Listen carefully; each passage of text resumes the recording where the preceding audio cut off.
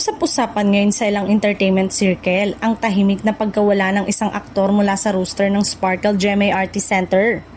Ayon sa mga lumalabas na impormasyon, wala na umano itong kontrata sa talent management arm ng GMA Network na matagal din niyang kinabibilangan sa industriya ng telebisyon. Matatanda ang matagal nang nananahimik ang naturang aktor matapos itong masangkot sa isang controversial na issue na minsang naging laman ng balita at social media.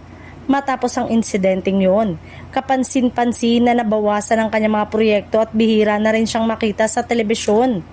Dahil dito, marami ang nagtatanong kung tuluyan na nga bang naputol ang ugnayan niya sa Sparkle o kung may ibang dahilan sa likod ng pagkawala ng kanyang kontrata. Sa ngayon, wala pang inilalabas na opisyal na pahayag mula sa management tungkol sa status ng aktor.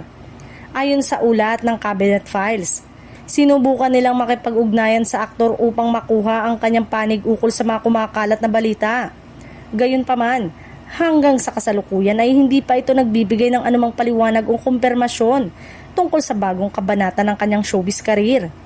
Dahil sa pananahimik ng aktor, lalo pang umiigting ang mga haka-haka mula sa netizen at ilang taga-subaybay ng showbiz. May mga nagsasabing maaaring magpapahinga lamang siya sa industriya, habang ang iba naman ay naniniwalang posible siyang bumalik sa ibang network o management. Sa kabila ng lahat ng espekulasyon, nananatiling palaisipan kung ano talaga ang tunay na dahilan ng kanyang pagkuwala sa Sparkle GMA Arts Center. Hanggang ngayon, hinihintay pa rin ng marami ang kanyang pahayag upang tuluyang maliwanagan ang publiko tungkol sa direksyon ng kanyang karera.